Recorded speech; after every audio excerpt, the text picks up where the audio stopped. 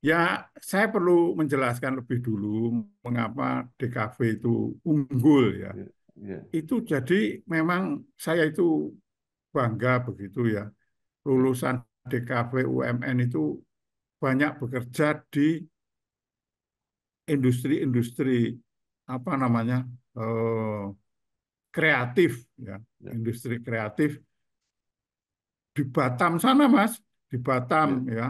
Tapi yang punya itu bukan orang Indonesia, itu ya, orang Malaysia, investornya itu orang dari Malaysia, dari Singapura, dari ya, Taiwan, dari eh, negara lain begitu. Nah,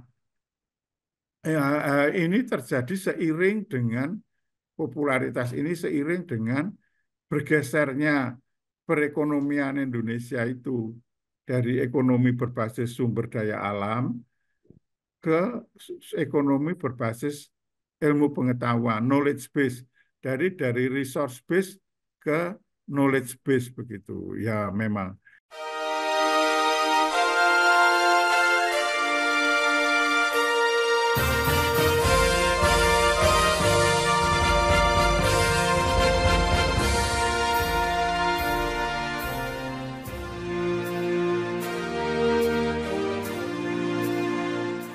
bersama saya Bambang Sadiono di kanal Inspirasi untuk Bangsa. Mudah-mudahan kanal ini selalu bisa memberi inspirasi, motivasi, dan edukasi.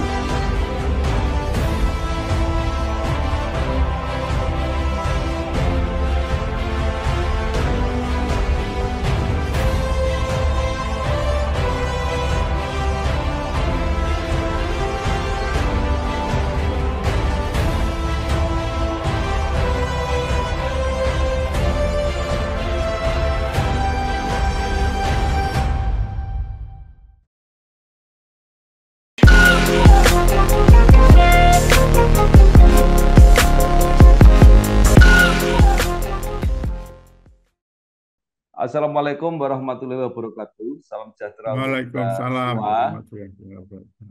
Bersama saya Bambang Sadiono di kanal Inspirasi untuk Bangsa. Kami sedang mempersiapkan beberapa video wawancara untuk mendokumentasikan perguruan tinggi di Indonesia yang mencapai akreditasi unggul. Menurut rencana wawancara ini akan kami tayangkan, juga akan kami bukukan. Saya sudah bersama dengan eh, salah seorang pimpinan perguruan tinggi yang mencapai akreditasi unggul, yaitu Bapak Dr. Nino Laksono. Beliau adalah Rektor Universitas Multimedia Nusantara. Apa kabar, Pak Nino? Kabar baik, Mas. Ya, anu dengan bertambahnya usia ini ya memang ya casing masih lumayan tapi onderdil banyak yang suka rewel. Iya, Dr. iya. Nino Laksono lahir 30 Januari 1956.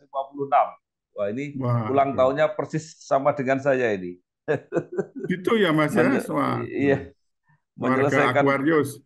iya, menyelesaikan S1 program studi astronomi di ITB, kemudian Magister Ilmu Perang diperoleh dari Department of War Studies di King College London.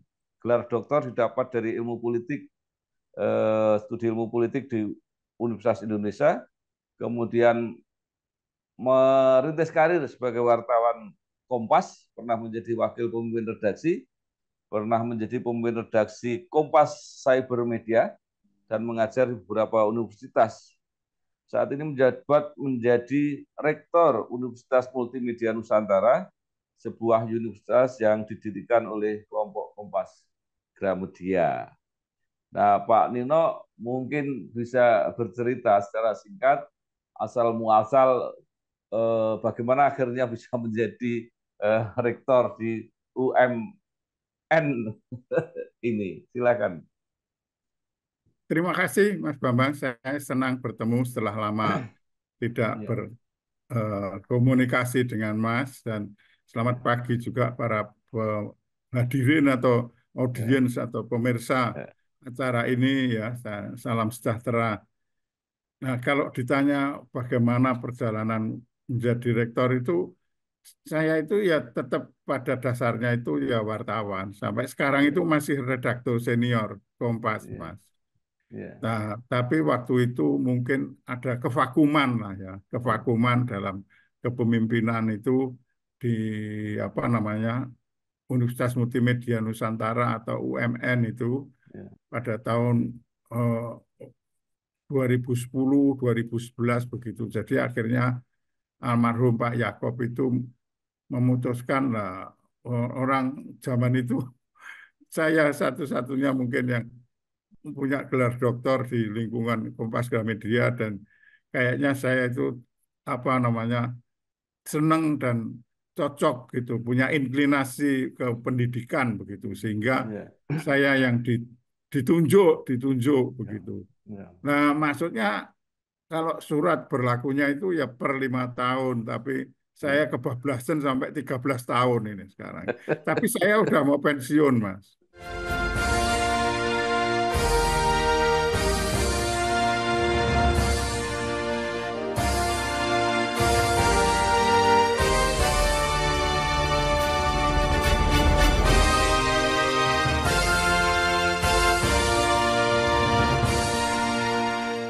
Nah, mungkin juga bisa diceritakan sejarah asal mula ide lahirnya UMN ini dan dalam perjalanan sampai mencapai puncak tertinggi sebagai perguruan tinggi di Indonesia dengan akreditasi unggul ini, Pak Nin.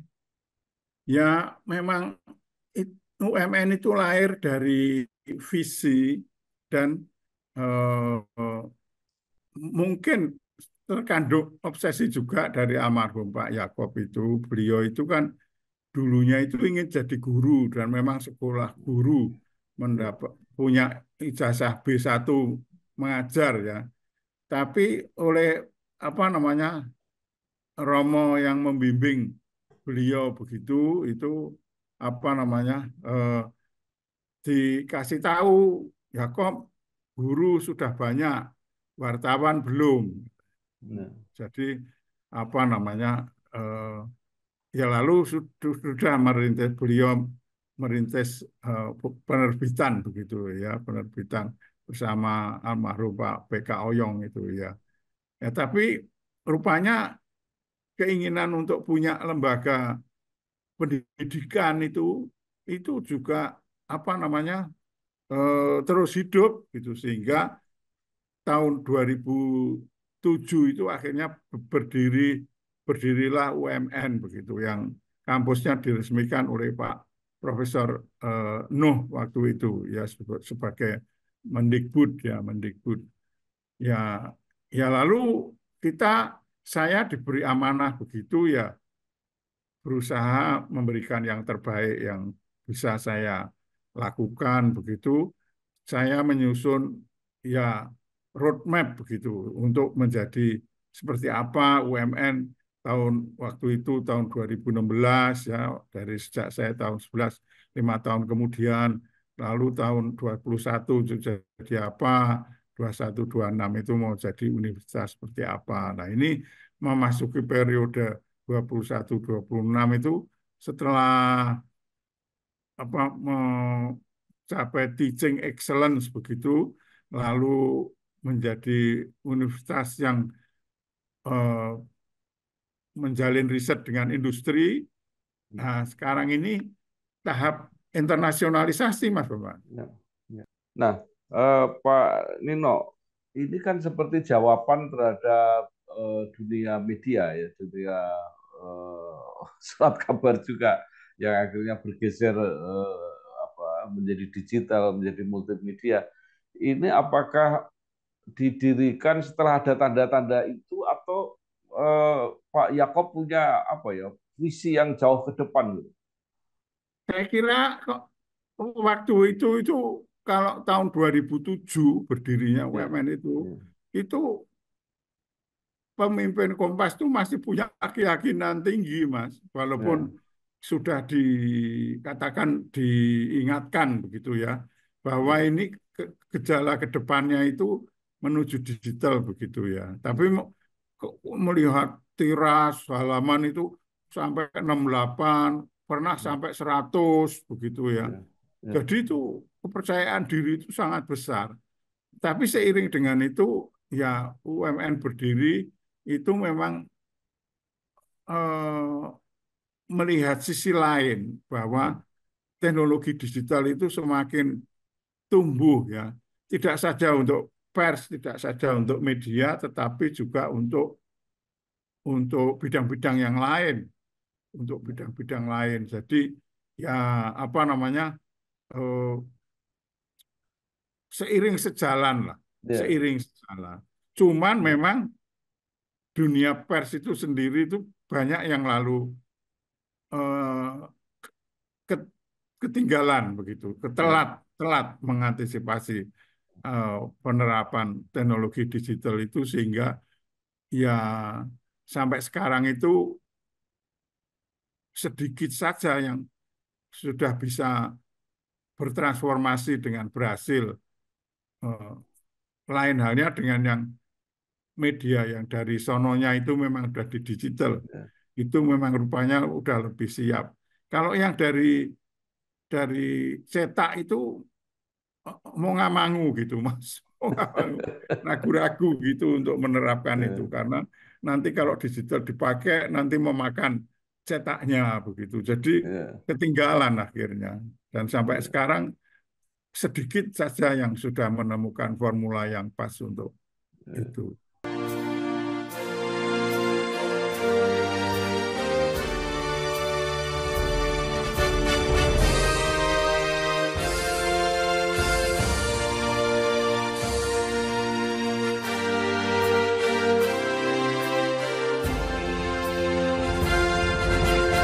Ya. Ya, Pak Nino ini luar biasa. Latar belakangnya wartawan, terutama juga cetak, kemudian terjun menangani apa bidang multimedia. Apa yang bisa apa Pak dikombinasikan sehingga program-program di UMN ini apa tune in gitu, artinya nyambung dengan kebutuhan di lapangan saat ini. Begini, jadi ada beberapa faktor yang bisa saya sampaikan.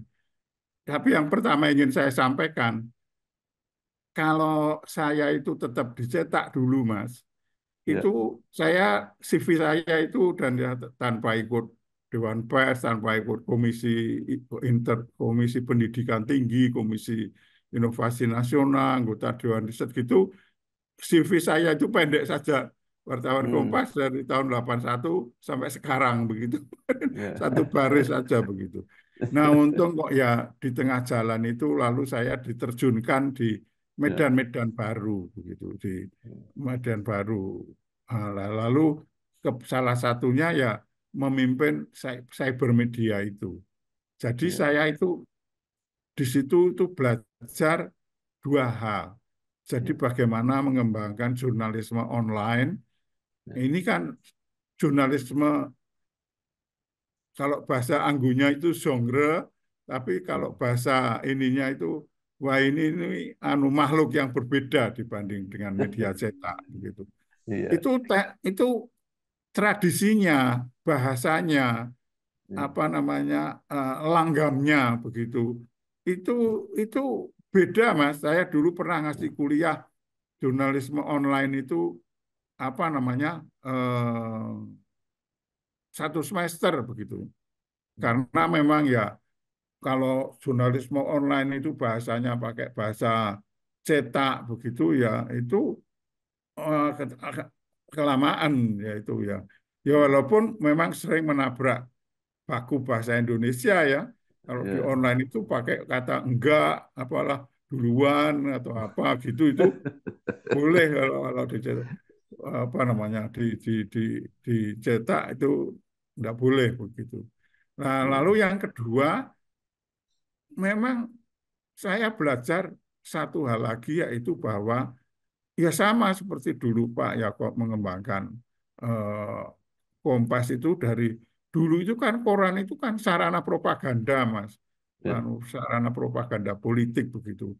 Kurang memikirkan bagaimana bisnisnya begitu. iya, Nah itu Kompas itu dulu lalu bisa dikatakan merintis, ya, manajemen, penerapan manajemen di dalam pengelolaan eh, revenue begitu ya, revenue. Jadi ya, eh, eh, ada yang bisa ditabung untuk pengembangan usaha, ada yang bisa dikembalikan ke karyawan, tapi juga ada yang bisa dijadikan bantalan kalau seandainya ya, terjadi krisis kayak tahun 98 begitu. Jadi masih terus bisa bertahan. Jadi ya memang eh, dua berkat itu yang saya pelajari, yang lalu saya praktekkan.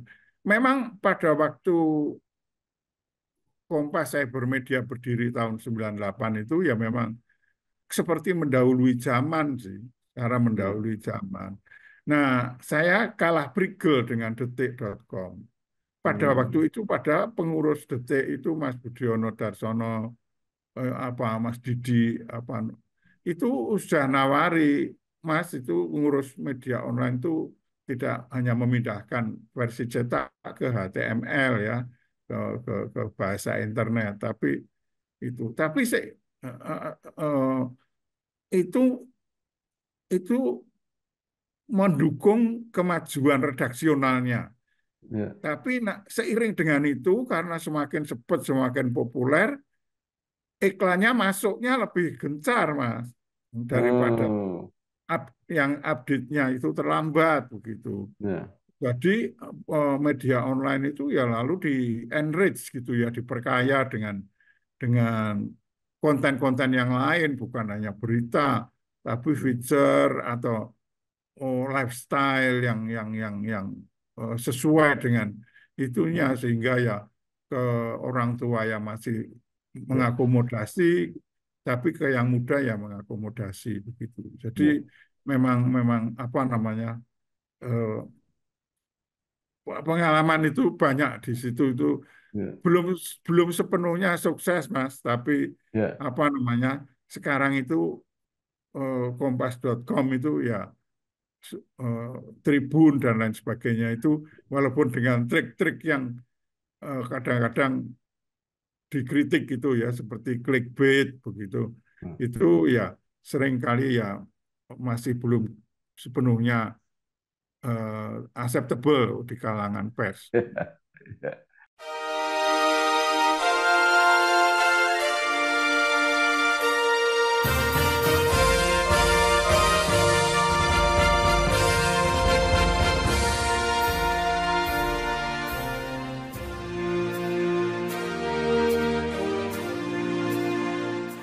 Baik, Pak Nino, kembali ke UMN ya.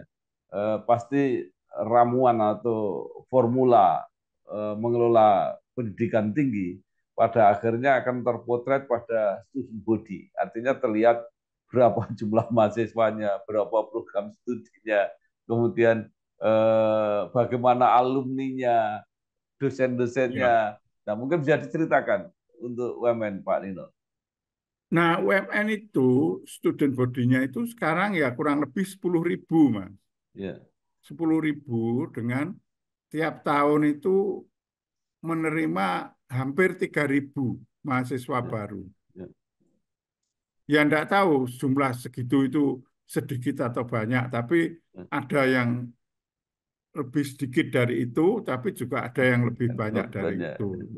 Tapi Iya, memang program favorit itu kan desain komunikasi visual. iya, Nah itu susah nyari dosen, karena dosen itu kan syaratnya kan harus S2 ya. iya, Padahal kalau DKV itu kan seni ya, seni itu iya, banyak sekali ahli atau pakar atau pendidik begitu ya, yang punya keahlian dalam bidangnya, tapi tidak begitu peduli iya, terhadap gelar begitu. Jadi iya, tidak begitu mudah untuk itu. Tapi iya, di di UMN itu DKV itu balapan gitu iya, dengan program studi komunikasi dengan fakultas komunikasi begitu. Jadi ya ya UMN itu terus berkembang, iya, fakultasnya itu masih tetap 4, program studinya itu 17 gitu ya. alumninya itu ya kurang lebih sama 10 ribuan Ya, selama wisuda ke 26 kemarin itu. ya. Baik, Pak Nino, kita coba apa perjelas satu persatu ya. Eh, DKV itu memang apa keahlian keterampilan baru, Ya, susah cari dosen. Nah, saya kira juga susah mencari sekolahnya yang apa mempersiapkan dosen itu kan berarti programnya S2 S3 mungkin bahkan belum ada. Apakah itu bagaimana solusinya? Apa ngambil dari luar negeri misalnya? nah itu ada dua begitu ya. Ya, saya perlu menjelaskan lebih dulu mengapa DKV itu unggul ya. Ya, ya, Itu jadi memang saya itu bangga begitu ya. ya, Lulusan DKV UMN itu banyak bekerja di industri-industri apa namanya eh, kreatif ya, ya, industri kreatif di Batam sana Mas, di Batam ya, ya. Tapi yang punya itu bukan orang Indonesia, itu ya, orang Malaysia, investornya itu orang dari Malaysia, dari Singapura, dari ya, Taiwan, dari eh, negara lain begitu. Nah, ini terjadi seiring dengan popularitas ini seiring dengan bergesernya perekonomian Indonesia itu dari ekonomi berbasis sumber daya alam ke ekonomi berbasis ilmu pengetahuan, knowledge base, dari resource base ke knowledge base begitu. Ya memang. Nah, disinilah memang problem tadi itu eh, dosen itu lalu Kemendikbud itu kan memperkenalkan namanya RPL, RPL itu ya, Recognize Previous Learning begitu ya. Jadi keahlian apa namanya ya, yang ya, diperoleh sebelum ini gitu. ya, Tapi memang tidak mudah syaratnya untuk menerapkan dosen, untuk merekrut dosen yang menggunakan proses RPL ini. Karena itu harus punya saksi dulu sekian banyak begitu yang untuk mengukuhkan bahwa Mas Bambang itu ahli di bidang desain atau di bidang ya, apa namanya eh, arsitektur atau di bidang apa perfilman atau di bidang seni lainnya, seni visual lainnya, ahli audio visual lainnya. Jadi ya itu memang itu caranya itu ya. Tapi ya sekarang ini memang lebih banyak dan eh, di antara sedikit itu terdapat lulusan yang membanggakan karena kemarin belum lama ini saya ke Batam itu ada presentasi begitu kok ada anak ini gadis muda begitu yang mendampingi begitu. Saya tanya itu, "Oh, saya lulusan UMN Pak, itu lulusan dari jurusan perfilman UMN. Lu kok bisa dihebat begitu? Baru lulus bulan Desember itu bulan Juni bulan apa itu kok sudah mendampingi bosnya yang presentasi begitu. Itu kan kalau tidak dipercaya ya. Jadi ya memang di antara keterbatasan itu memang anak-anak mudanya sendiri itu yang masuk di program studi itu ya, memiliki minat yang besar, ya, memiliki keyakinan yang besar bahwa industri kreatif itu akan akan berkembang begitu. ya.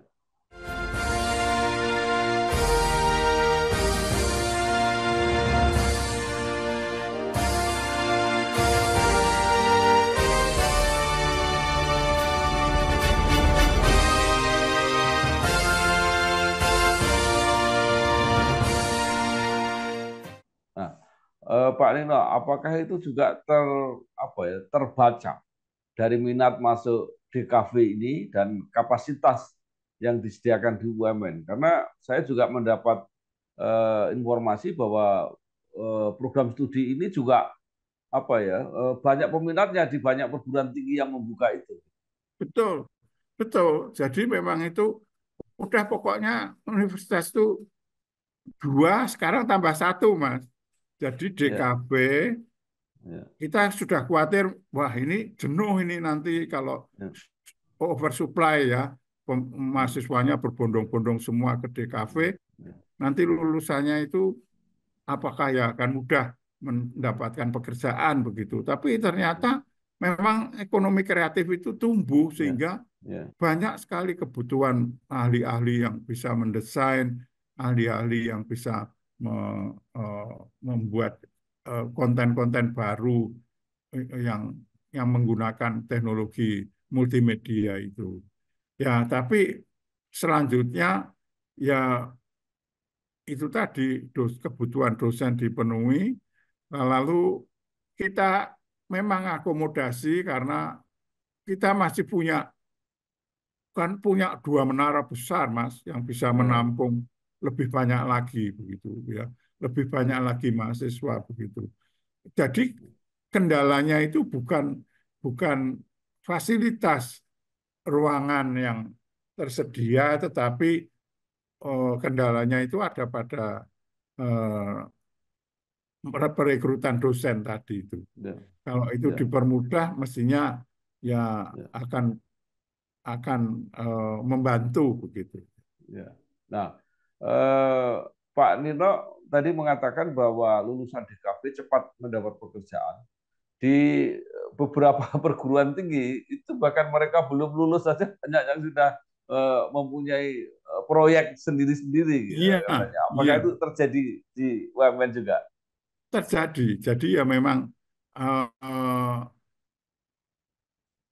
ada dua yang bersifat riset maupun Ya, yang bersifat industrial begitu ya, komersial begitu dari industri. Jadi tolong dong dibuatkan eh, oh, perfilman begitu ya, ya, ya perfilman ya udah sendiri seni gitu ya, punya manu market tersendiri ya, begitu. Ya, ya itu memang tidak terelakkan lagi karena ya, memang eh, berapa tahun lalu ketika Bu Mari Pangestu masih menjadi Menteri Ekonomi Kreatif itu berceramah di UMN, lalu beliau hadir pas memberi orasi wisuda, saya sampaikan, Bu ini saya kontribusi anu laskar ekonomi kreatif begitu ya, laskar ekonomi kreatif untuk ikut membantu berkembangnya ekonomi kreatif Indonesia yang eh, nilainya terus membesar begitu. iya, luar biasa. Nah, nah, ada nggak karakteristik khusus ya karakteristik sudah khusus yang khas UMN untuk mempersiapkan apa lulusan ini, Pak? Karena kadang-kadang sama program studinya tapi mempunyai nilai lebih di masing-masing perguruan tinggi yang berbeda. Ya itu memang ada ya. Jadi seperti apa namanya perfilman begitu ya. Ya, Itu kita menyediakan kamera-kamera yang ya, bagus ya, yang sangat bagus yang memang bisa untuk dipakai untuk film apa namanya komersial begitu ya. Lalu apa namanya eh, green screen begitu ya. ya, Lalu apa namanya laboratorium yang ya. lain yang dibutuhkan untuk mendukung pengembangan itu. Jadi saya tadi lupa mau mengatakan satu hal lagi. Jadi memang itu DKV, Ya. Ilkom ya, ilmu komunikasi dan yang terakhir yang ketiga yang tiba-tiba juga naik daun itu program studi itu Mas kuliner itu kuliner. Oh, Mm-mm. Jadi apa namanya eh, untuk menyebar untuk menjaring minat-minat atau bakat-bakat baru yang sesuai yang tumbuh sesuai dengan apa yang tumbuh di masyarakat itu. Ya.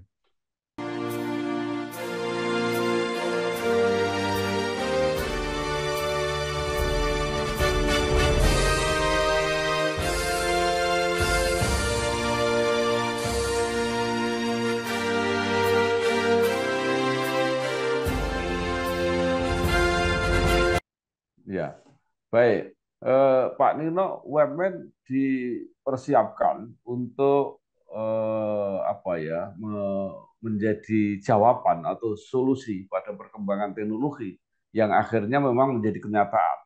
Nah, apakah juga sudah mulai memprediksi, kira-kira SDM seperti apa yang akan dibutuhkan ke depan, terutama saat nanti Indonesia akan apa menyongsong Indonesia Emas 2045.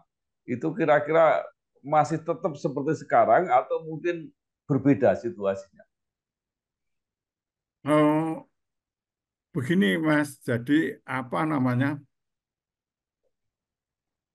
perkembangan itu ada dua, yang terkait dengan pengembangan skill, hard skill orang, dan yang kedua impact ya, impact Hmm, atau dampak pengaruh eh, institusi atau keahlian itu pada pada masyarakat yang luas begitu. Kalau sekarang hard skill-nya itu oh, oh, hanya dipakai untuk satu tujuan desain ya, desain untuk produk begitu, itu memang sangat membantu ya. Jadi kalau dalam skala industri itu terutama misalnya di level UMKM gitu ya, itu kan di UMN itu ada yang teknologi informasi komunikasi itu ya, TIK ya, yang itu ya itu. ya, Nah, itu dimanfaatkan sepenuhnya untuk membantu membantu UMKM tersebut dalam tiga hal. Jadi dalam mendesain produk ya, mendesain produk, lalu kemudian di dalam memproduksi produk, ya, dan ketiga dalam mendelivery produk begitu ya. Nah, itu kan karena kan kita itu kan sering mendengar cerita bahwa ya, in- eh, industri kita itu kalau dipeseni satu bagus, Mas. Oh, ya, dipeseni lima gitu ya masih bagus begitu. Tapi dipeseni 10 gitu sudah mulai panjangnya beda begitu ya. Dipeseni 100 udah panjangnya beda, desainnya beda, waktu pengirimannya telat. ya, Nah, penggunaan apa TIK tadi itu diharapkan bisa membantu ya, seperti penerapan teknologi tinggi di industri pesawat terbang begitu ya. Di ya. pesawat Boeing begitu itu eh, walaupun dipeseni 100 begitu, panjangnya sama Mas, dipeseni 1000 panjangnya itu nggak meleset anu 1 senti pun begitu. Semuanya itu sama persis begitu. Nah, kita itu mengarah pada situ sehingga apa namanya. Tapi yang lebih penting lagi adalah bahwa penguasaan hard skill di dalam teknologi itu juga melahirkan dampak yang langsung terhadap pelaku industri ya. Sehingga eh, kami kan mendapat banyak penghargaan begitu. Tapi yang satu yang saya bangga itu adalah yang diberikan oleh almarhum Pak Cahyo Kumolo itu oh, terhadap UMN karena dinilai telah ikut memajukan Provinsi Banten gitu ya. Hmm, Provinsi Banten begitu karena industrinya itu ya ini terus kami jadi apa namanya benar membawa membawa kemampuan, membawa skill, membawa pengetahuan itu ke tengah-tengah masyarakat. Jadi ya, ke Tangsel itu ya, ke apa namanya kota Tangerang Selatan itu membantu dalam membranding ya menggunakan teknologi ya, baru didukung oleh desain yang baru begitu sehingga promosi kota, promosi usaha-usaha ekonomi kerakyatan apa itu apa namanya terbantu oleh pemanfaatan teknologi ini. Itu jadi satu, teknologinya dikuasai, kedua teknologi tersebut hasilnya dibawa ke tengah masyarakat supaya keberadaan institusi Ya, itu relevan, relevan ya. begitu.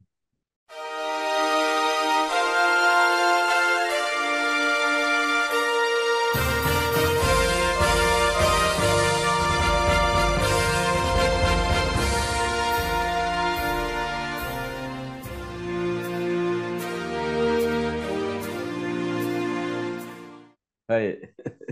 Pak Nino, terakhir mengenai akreditasi unggul yang menurut rencana ke depan pemerintah tidak akan menggunakan lagi terminologi akreditasi unggul untuk institusi perguruan tinggi. Nah, ini pasti ada plus minusnya karena selain sebagai penghargaan perguruan tinggi yang sudah mencapai kriteria itu, juga masyarakat itu lebih lebih mudah untuk melihat mana perguruan tinggi yang memang apa ya pantas diakui lah keberadaannya.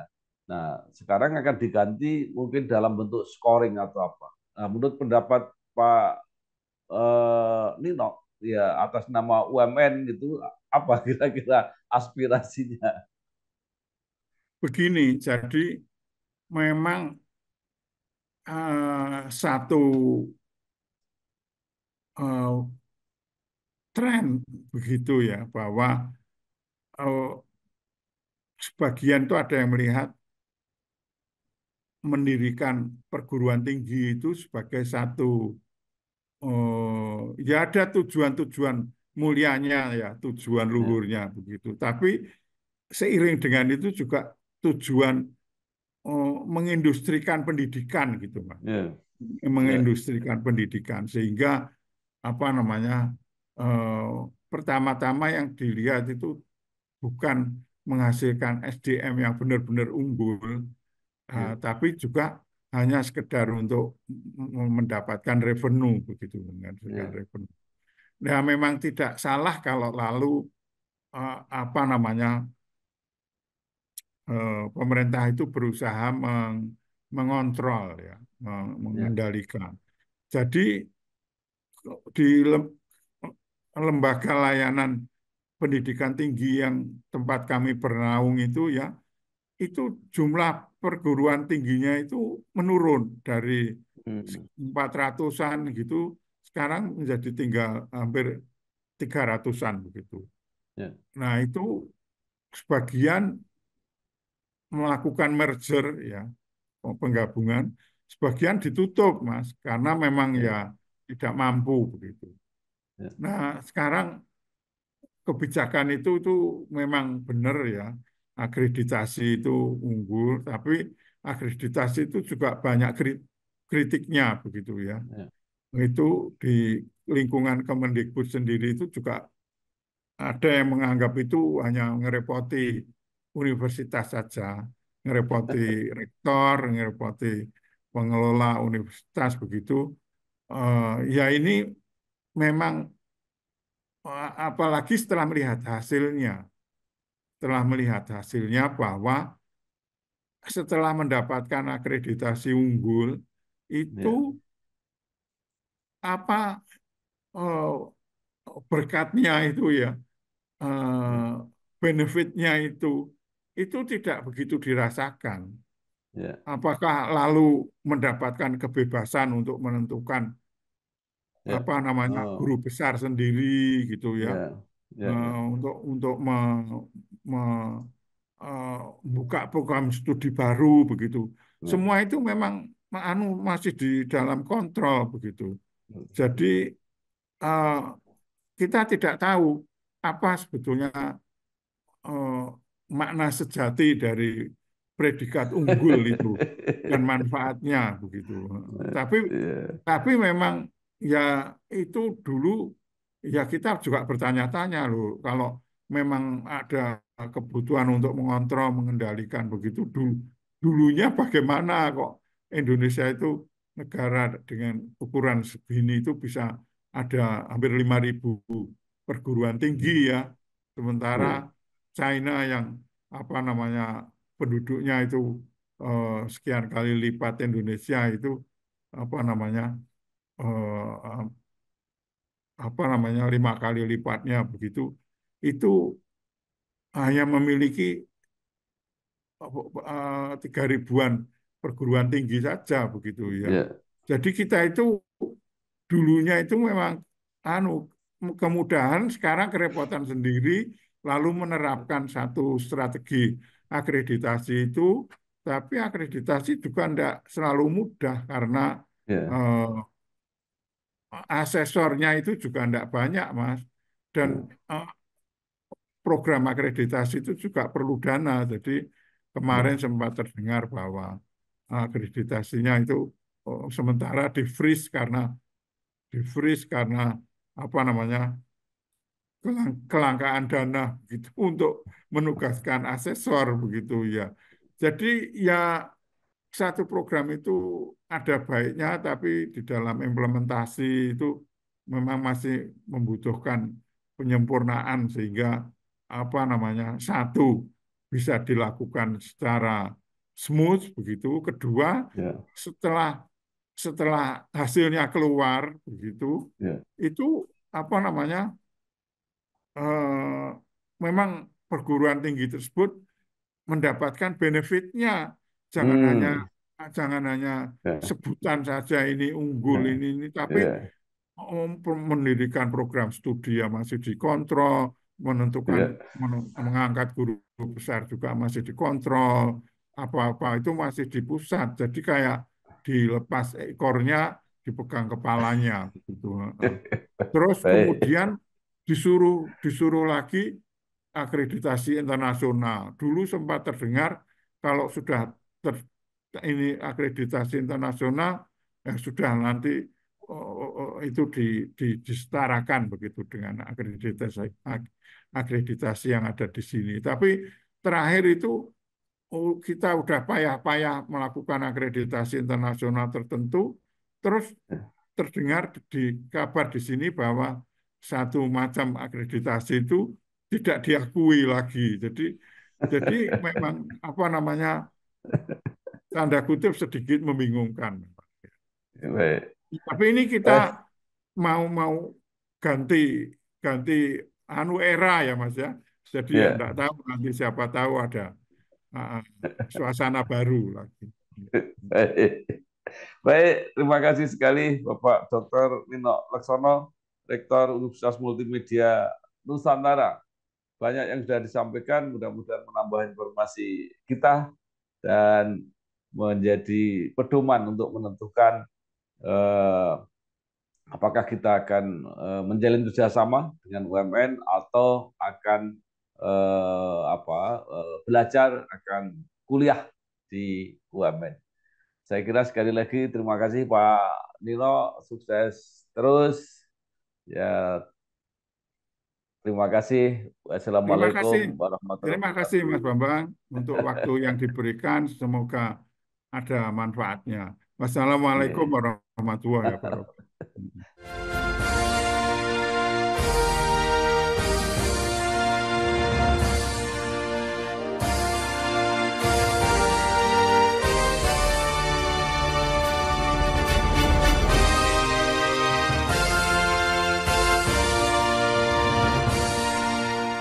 Bersama saya Bambang Sadiono di kanal Inspirasi untuk Bangsa. Mudah-mudahan kanal ini selalu bisa memberi inspirasi, motivasi, dan edukasi